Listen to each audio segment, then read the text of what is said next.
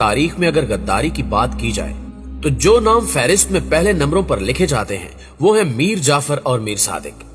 کیا آپ جانتے ہیں کہ ان افراد نے ریاست کے ساتھ کتنی غداریاں کی اور ان کو کیا سزا ملی؟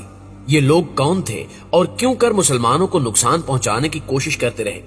آج کی اس تاریخی ویڈیو میں ہم آپ کو میر جعفر اور میر صادق کی وہ داستانیں بلا خیز سنائیں گے جسے سن کر آپ دنگ رہ جائیں گے۔ لہٰذا اس قیمتی ویڈیو کو آخر تک ضرور دیکھیے گا، اور اگر آپ کو ویڈیو اچھی لگے تو اسے لائک کرتے ہوئے ہماری حوصلہ افزائی ضرور کر دیجیے گا۔ تو آئیے چل کر موضوع کا باقاعدہ آغاز کرتے ہیں۔ ناظرین گرامی، یوں تو ہندوستان میں مسلمانوں کے بہت سارے تاریخی واقعات ملتے ہیں جس میں میر جعفر اور میر صادق کا واقعہ بھی درج ہے۔ ان کرداروں نے اپنی قومی تاریخ بدل کر رکھ دی، اس لیے 1971 میں پاکستان کو توڑنے والے کرداروں کو بھی میر صادق اور میر جعفر سے تشبیہ دی جاتی ہے، کیونکہ انہوں نے پاکستان کا نقشہ ہی بدل کر رکھ دیا تھا۔ لیکن حقیقت میں یہ کردار کون تھے، اسے جاننے کے لیے 18ویں صدی عیسوی کے حالات جاننا ہوں گے۔ تاریخ کے مطابق بنگال کو اکبر بادشاہ کے دور حکومت میں سن 1592 عیسوی میں مغلیہ سلطنت کا حصہ بنایا گیا تھا۔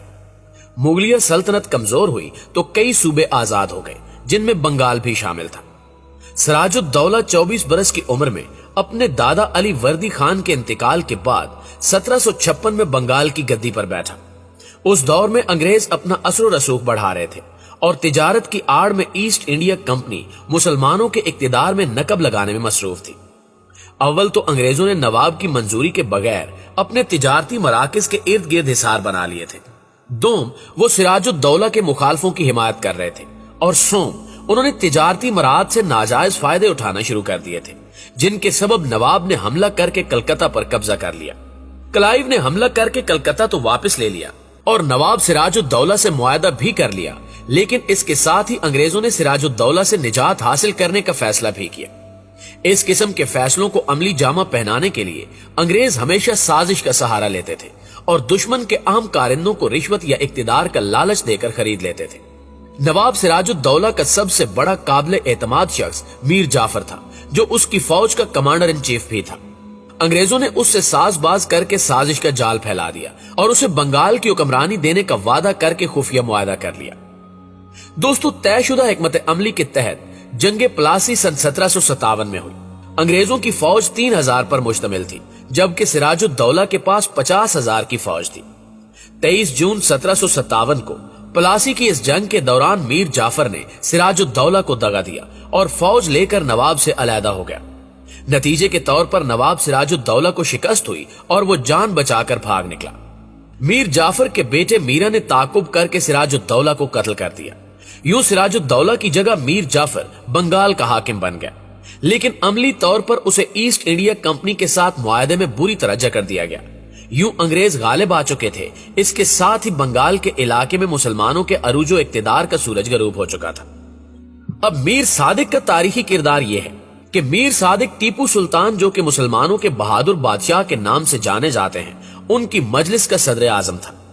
ٹیپو سلطان نہ ہی صرف بہادر عبادت گزار اور اعلیٰ درجے کا منتظم تھا، بلکہ ہندوستان میں مسلمانوں کے اقتدار کی آخری نشانی اور روشن چراغ سمجھا جاتا تھا، کیونکہ مغل حکمران جنگ بلکسر میں شکست کے بعد انگریزوں کے ہاتھوں محض کٹ پتلی بن چکے تھے۔ ٹیپو کو فرانسیسیوں کی حمایت حاصل تھی اور وہ انگریزوں کے توسیع پسندانہ عزائم کے راستے میں سب سے بڑی رکاوٹ تھا۔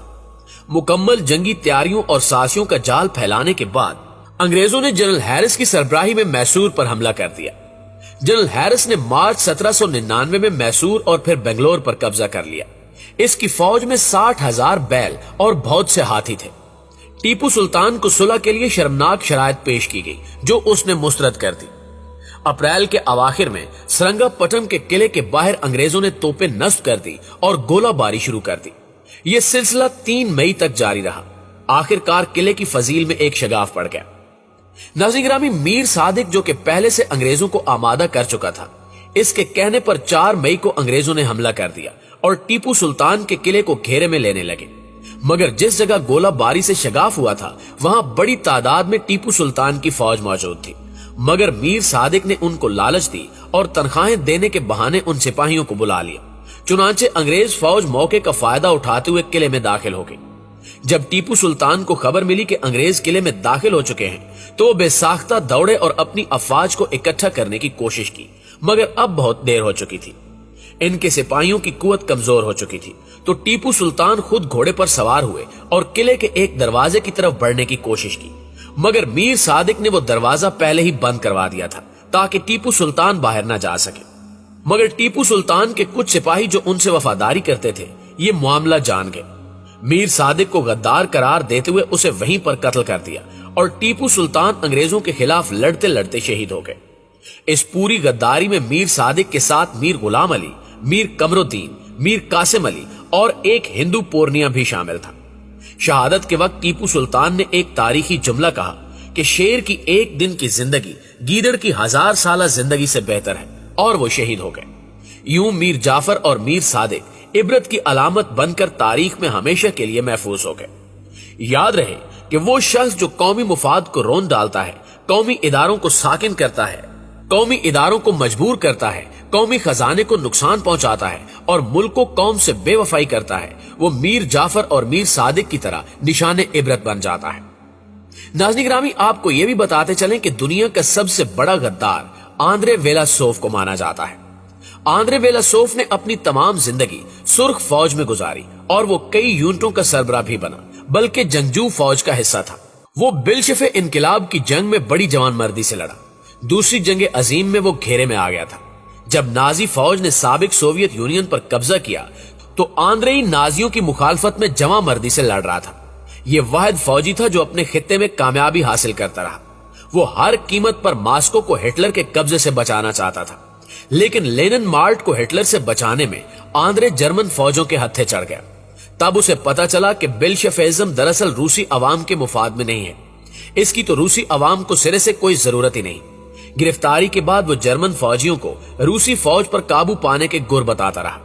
चूंकि ये अंदर का आदमी था, एक एक चप्पे से वाकिफ था, इसने कम्युनिस्ट रूस के अंदर ही कम्युनिस्ट मुखालिफ शहरी तलाश किए और इन पर रशियन मूवमेंट की बुनियाद रखी, और यही मूवमेंट बाद में रशियन लिबरेशन आर्मी कहलाई। इसकी फौज ईस्टर्न फ्रंट की फौज थी, जिसने कम्युनिस्ट रूसी फौजों के मुकाबले में कुछ कामयाबियां हासिल की। अगर नाजी फौज इसके साथ धोखा न करती, धोखेबाज को धोखेबाज न मिलते, तो ये शख्स सुर्ख फौज को पीछे धकेल देता और दुनिया आज कम्युनिज्म से पाक होती। जंग खत्म होने के बाद ये अमेरिकी फौज के हत्थे चढ़ गया, जिसने इसे रूसियों के हवाले कर दिया। जी तो प्यारे साथियों, ये है हमारी आज की वीडियो कैसी लगी कमेंट करके हमारे साथ शेयर जरूर कीजिएगा। इंशाल्लाह आपसे मुलाकात होती है अगली वीडियो में। तब तक अपना और अपने प्यारों का ढेर सारा ख्याल रखिएगा। अल्लाह निगहबान।